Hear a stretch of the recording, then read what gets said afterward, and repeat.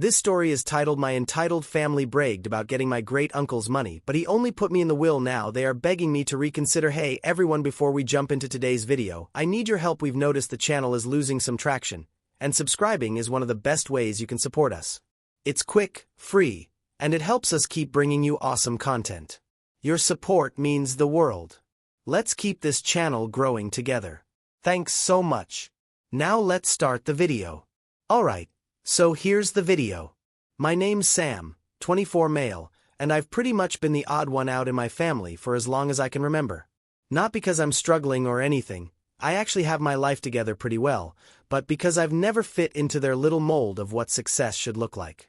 See, my dad, Tom, is a hot-shot lawyer who thinks the world revolves around courtrooms and contracts. My mom, Linda, was an RN before she retired, and she's always been the type who cares a little too much about keeping up appearances. And then there's my siblings. Brian, Lucas, and Emily. They're the golden trio. Brian owns a chain of gyms and is constantly bragging about how he's promoting health and fitness across the state. Lucas is the tech genius, running his own startup that he swears is going to disrupt something someday. And Emily, she married into money. Her husband Nate is a corporate lawyer, and they love posting pictures of their perfect suburban life with captions like hard work and love happiness. Then there's me. I'm a welder and part-time hunting guide. I'm a welder. I love what I do. Welding is an art. It takes skill, precision, and creativity. I've built a solid career for myself, and the money's damn good. I'm talking 6 figures some years, depending on the projects I take. And the hunting guide gig? That's just for fun.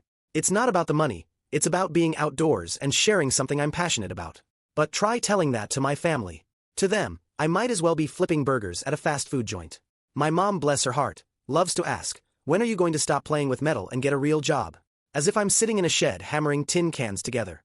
Brian constantly tries to rope me into his gym business, saying things like, if you want to do something meaningful, I could use someone to manage operations. Thanks, but no thanks. Lucas, meanwhile, treats me like I'm some kind of caveman. You should get into tech, Sam. That's where the real money is. Real money. My bank account would like a word. I've stopped trying to explain myself to them. What's the point? They've made up their minds. And honestly, I don't care enough to change them. They can keep their judgmental attitudes. I'm happy. I'm successful in my own way. And I don't need their approval to validate my life. The only person who ever understood me was my great-uncle, Jack. Jack was my grandfather's brother. And he was nothing like the rest of the family. He was the kind of guy who lived life on his own terms. He didn't care about titles or degrees. He cared about character. Jack was a lawyer too back in the day. But he gave it all up to move out to the country and live off the land. He built his own little haven, a cozy hunting cabin on 70 acres of pristine wilderness. Jack and I bonded over hunting and fishing. He taught me everything I know about tracking, shooting, and respecting nature. He didn't look down on me for being a welder. In fact, he thought it was a damn respectable trade. It's honest work, used to say. A man who can create something with his hands will never go hungry. When Jack got diagnosed with cancer about a year ago, it hit me hard. He'd always been so full of life. It was hard to imagine him sick and frail. The family's reaction? A collective shrug. Well, he's lived a long life, Emily said. Like that made it okay to just ignore him. Nobody offered to help. Nobody even visited. They were too busy with their oh-so-important lives to care. I couldn't stand to see Jack alone, so I stepped in. I started visiting him regularly, helping out around the house, cooking meals, and just keeping him company. It wasn't always easy. I had to cut back on work hours to make it happen. But Jack was family, and family takes care of each other. At least, that's how I see it. Meanwhile, the rest of the family continued living their lives as if Jack didn't exist. Emily and Nate were busy planning their next big vacation to Europe. Brian was opening another gym. Lucas was buried in some new app he was developing. And my parents, they didn't even bother pretending to care. My mom would occasionally ask, how's Jack doing? But it was more out of obligation than genuine concern. I didn't mind. If anything, their indifference just made me want to do more for Jack. He deserved better than to be forgotten by the people he'd spent his life loving. One evening, after I'd finished helping Jack with dinner, he asked me, is this hurting you, Sam? Taking care of me, I mean. I told him the truth. I've had to cut back on work a bit, but it's fine. Your family, Jack. I wouldn't be here if I didn't want to be. He nodded, but I could tell he was thinking about something. You've got a good heart, kid. He said, don't ever let them take that away from you. I didn't know what he meant at the time. But I'd soon find out. Afterwards, things start to show their true colors. Let me paint the scene. Jack was getting weaker by the day, and it was clear his time was running out. While I was spending my days helping him, making sure he ate, took his meds, and had someone to talk to, my family was nowhere to be found. To them, Jack was already gone. They acted like his existence was just an inconvenience. I'm sure Sam's got it handled, Emily said when I asked if she'd come visit him for his birthday. His 80th birthday. Lucas didn't even reply to the group text I sent out. Brian's response, man, I'd love to, but I'm swamped with the gym opening. They weren't swamped. They were just selfish. Jack didn't complain though. He was one of those people who didn't like to burden others, even when he needed help. But I could see the disappointment in his eyes every time I mentioned someone from the family. They're busy, he'd say, trying to cover for them. Busy. More like too self-absorbed to care. One evening, after I'd finished cleaning up dinner, Jack asked me to sit down. He looked serious, like he'd been thinking about something for a while. Sam, I've been meaning to ask you something, he said. Taking care of me like this. How much is it costing you? I shrugged. I'm working fewer hours, but it's the least I can do. He nodded, but he didn't look convinced. You've got a good heart, kid. You always have. I just don't want you to end up regretting this. Regret what? I asked, genuinely confused. Putting so much into helping me, the rest of them wouldn't lift a finger. And I don't want you to feel cheated because you're the only one who cares. That hit me hard. I hadn't thought about it that way, because honestly, I didn't expect anything from Jack. I was doing this because I loved him, not because I wanted a reward. I don't feel cheated, I said. If anything, I'm grateful I get to spend this time with you. They're the ones who'll regret it. He didn't say much after that. Just smiled a little and nodded. A week later, he dropped the big news. I was over at his place, helping him sort through some old papers. Jack had a lifetime of hunting licenses, photos and little mementos from his days as a lawyer. He asked me to take out a specific envelope from his desk drawer. When I handed it to him, he held on to it for a second before saying, Sam, I've changed my will. At first, I thought he meant he'd added a charity or something. He was always talking about donating to wildlife conservation and veteran organization. But then he looked me straight in the eye and said, I want you to have the cabin and $200,000 to fix it up. The rest is going to charity. I just stared at him. Why? Because you've done more for me than anyone else, he said. You've been here day in and day out. While the rest of them couldn't even bother to call, you're the only one who truly cares, Sam. And I want you to have a real start in life, a chance to build something that's yours. I didn't know what to say. Part of me wanted to protest, to tell him he didn't have to do that. But I could see how serious he was, and I didn't want to disrespect his wishes. Jack, I don't know what to say. I finally managed. Don't say anything, he said. Just promise me you'll take care of the place. Make it your own. And don't let them take it from you. Of course, it didn't take long for the family to start sniffing around. They still had no idea about the will, but they could sense something was up. Brian called me one evening, which was weird because he never called unless he wanted something. Hey Sam, he said, his voice all casual. So, how's Jack doing? He's hanging in there, I said, keeping it short. Cool, he said, like we were talking about the weather. Hey, I was thinking, once Jack, passes, what's going to happen to the cabin? I nearly laughed. The man couldn't even wait for Jack to die before trying to stake his claim. Not sure, I said, playing dumb. Why? Oh, no reason, he said quickly. I just thought it'd be cool to keep it in the family, Maybe we could all chip in and fix it up. By chip in, I knew he meant me doing all the work. Yeah, maybe, I said, just to shut him up. The next day, Emily texted me, Hey, Sam, I was thinking, wouldn't it be amazing if we turned Jack's cabin into a family retreat? The kids would love it. First of all, Emily doesn't even have kids yet. Second, she hadn't been to the cabin in years. The last time she'd visited, she complained about the bugs and said the place smelled like old wood. Now, suddenly, it was her dream vacation spot. I didn't respond. The entitlement only got worse. Lucas, who hadn't spoken to Jack in God knows how long, started dropping hints in the family group chat about how much land like Jack's was worth. Prime real estate, he said, could easily sell for $1 million if developed, right? I wanted to scream. These people didn't care about Jack, his wishes, or his legacy. They only saw dollar signs. Meanwhile, Jack kept declining. He was tired more often. And some days, he didn't even have the energy to leave his bed, but he never lost his sharpness. One evening, as I was helping him with his meds, he looked at me and said, You know they're going to come after you, right? I nodded. Let them try. Jack grinned. That's my boy. Jack was right. I knew they'd come for me eventually, but I wasn't worried. I'd made my peace with the fact that I wasn't their idea of successful. And now, thanks to Jack, I had something they couldn't take away, no matter how hard they tried. Little did I know just how far they'd go. By this point, Jack was in his final weeks. I was with him almost every day, helping him get through the worst of it, while my family couldn't even bother to send a card. The only time they ever mentioned Jack was when they wanted to speculate about his estate. I should have known something was up when Brian suggested a family dinner. For context, family dinners weren't a thing anymore. We barely saw each other unless it was a holiday. And even then, everyone left as soon as the pie was served. But Brian was insistent. So I agreed to go. Mostly out of curiosity, the moment I walked into Mom and Dad's house, I could feel the tension. Everyone was there. Brian, Lucas, Emily, and their spouses, and they all had this fake, overly polite vibe going on. Mom greeted me with a smile so tight, it looked like it physically hurt her. "Sam, you made it," she said, like I was some kind of prodigal son returning home. "Yeah, what's this about?" I asked, skipping the small talk. Brian clapped me on the back and said, "We just thought it'd be nice to get together. And, talk about Jack." Red flag number 1. We all sat down at the table.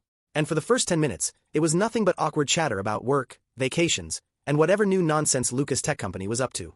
Then, Emily decided to cut to the chase. "So, Sam," she said, putting on her best concerned sister voice, "what's Jack's plan for the cabin? You've been spending so much time with him. I figured you'd know." Red flag number 2.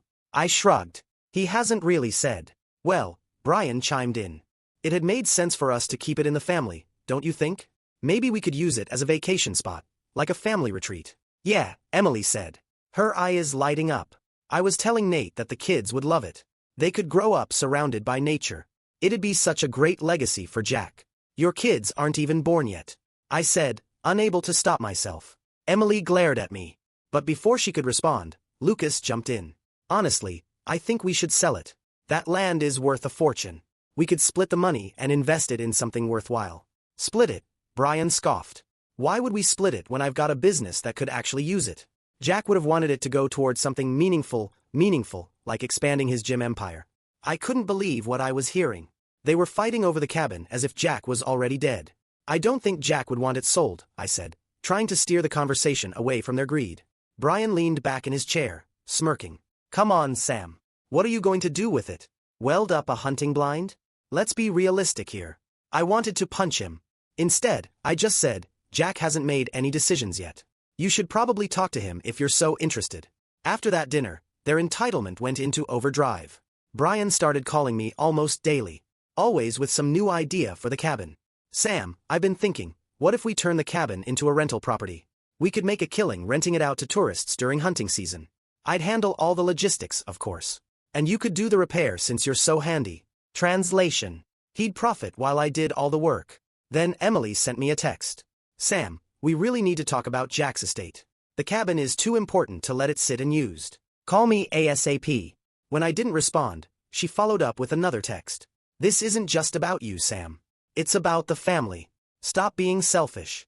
Selfish. I was the only one taking care of Jack. And somehow I was the selfish one.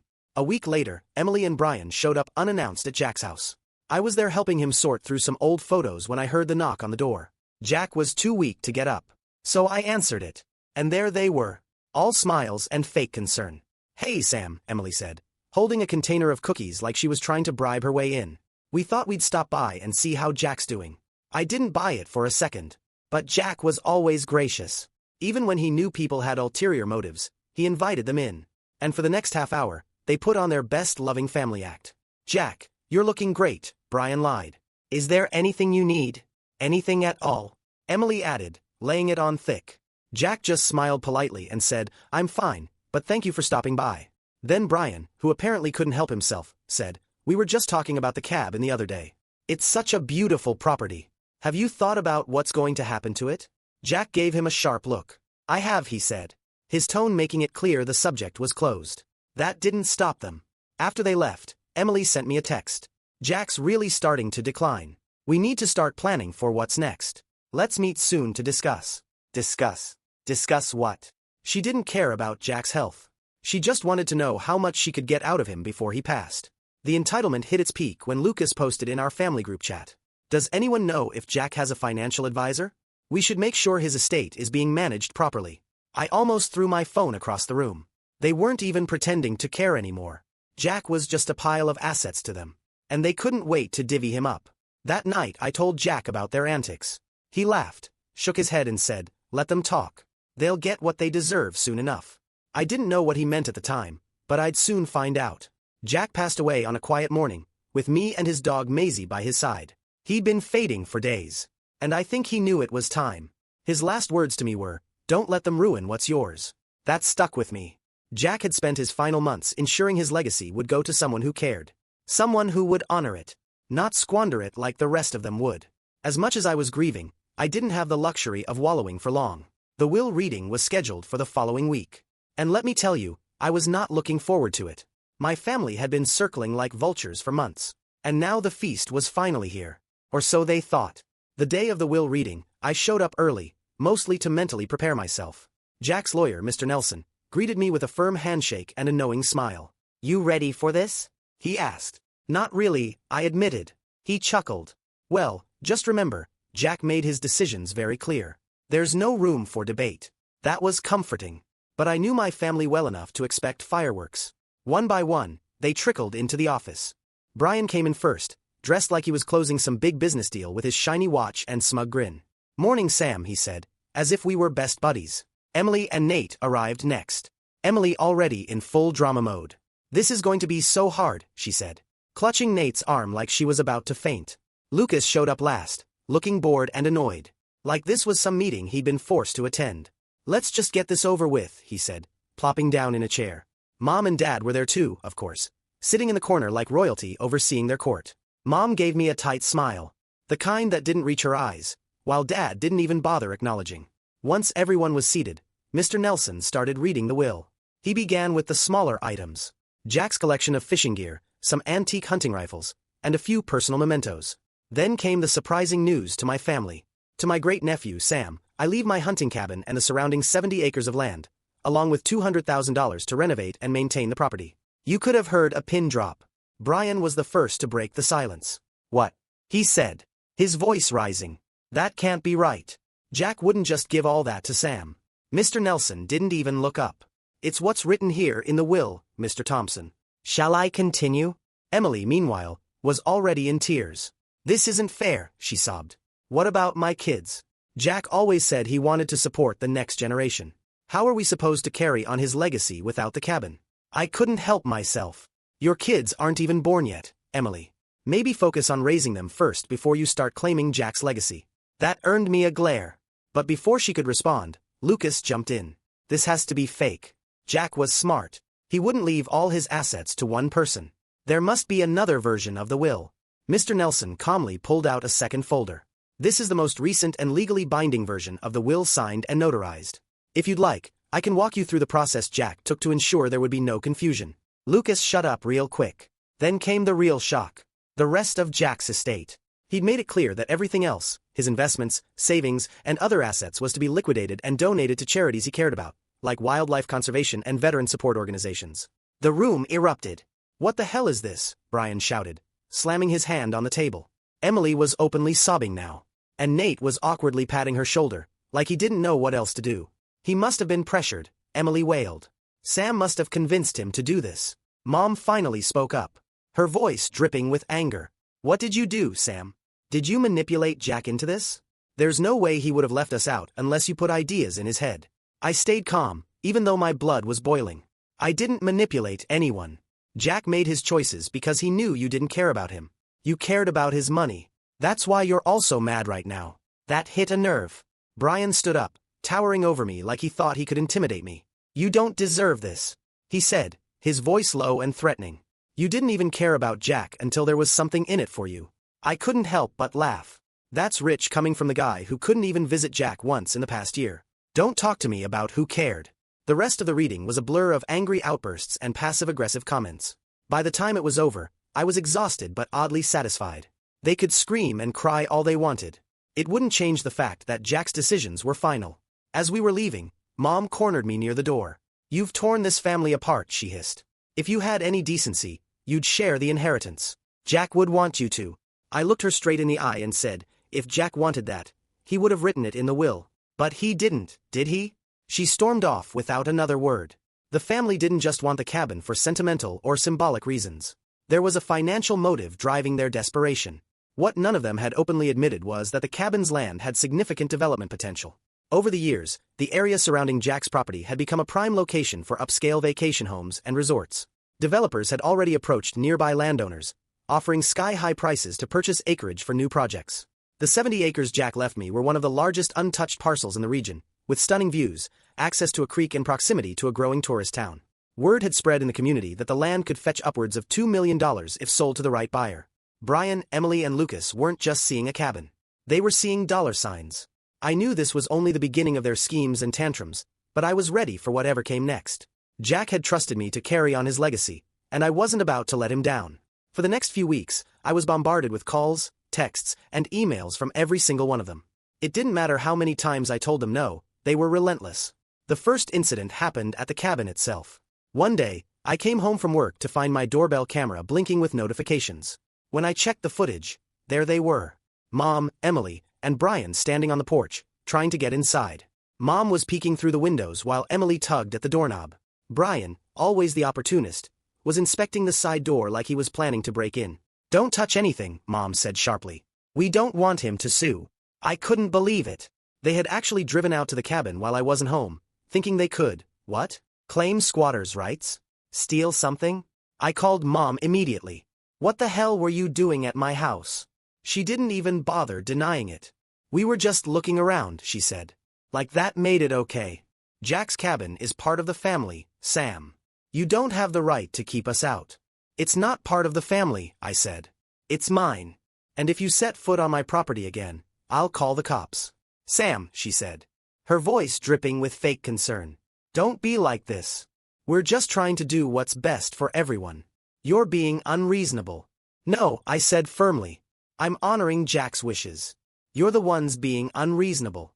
That night, I installed new locks on every door and set up additional cameras around the property. I also put up no trespassing signs at the edge of the driveway, just in case they decided to try their luck again. But they didn't stop. Emily sent me an email the next day, begging me to sell the cabin to her for $100,000. Less than half its value. "Please, Sam," she wrote. "This cabin means everything to me and Nate. We'll pay you more than it's worth. You don't even need it." I didn't even bother responding. Brian's next move was to spread rumors about me to the neighbors. I found out from one of Jack's old friends, Mr. Hardy, who lived down the road. "Brian's been telling people you tricked Jack into leaving you the cabin," Mr. Hardy said. "Don't worry," I set him straight. "But you should know they're trying to turn people against you. It didn't work." Jack's neighbors knew the truth. They'd seen how often I was there, taking care of him. Brian and Emily hadn't set foot on the property in years. Lucas, of course, took a different approach, one that involved more scheming and less crying. About 2 weeks after the will reading, I got a call from Mr. Nelson, Jack's lawyer. "Sam," he said, his voice serious. "We've got a bit of a situation. Your brother, Lucas, submitted what he claims is a revised version of Jack's will." I froze. "What?" "Don't worry," Mr. Nelson said quickly. "It's an obvious forgery. Jack's signature doesn't match. And the notary stamp is fake. I've already filed a report with the authorities." I couldn't believe it. Lucas had actually gone to the trouble of faking an entirely new will, one that conveniently split Jack's estate evenly among all of us. I called him immediately. "What the hell is wrong with you, Lucas?" I demanded.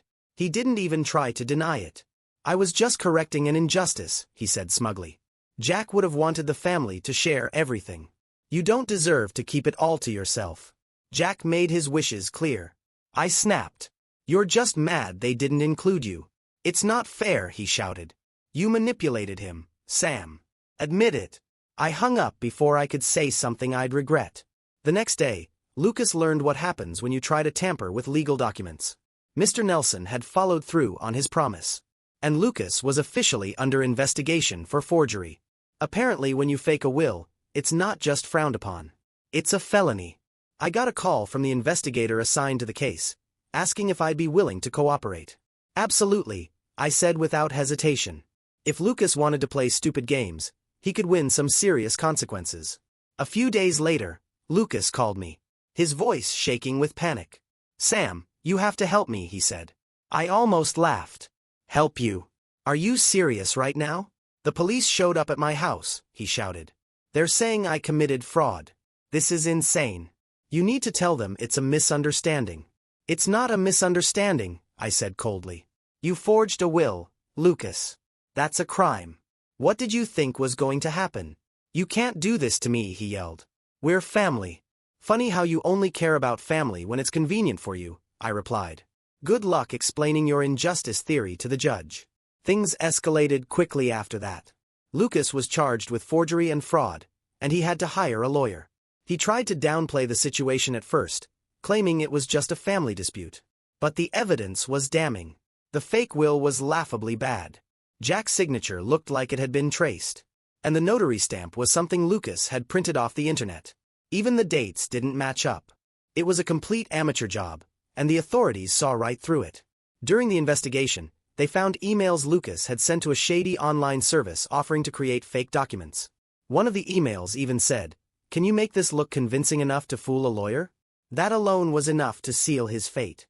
At the preliminary hearing, Lucas looked like a shell of his former self.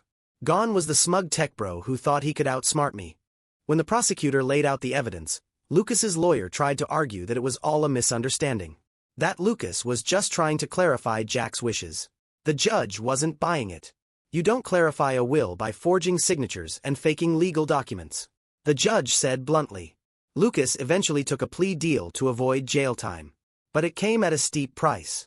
He was slapped with a hefty fine, had to pay restitution for the legal fees I incurred during the ordeal, and was required to complete community service.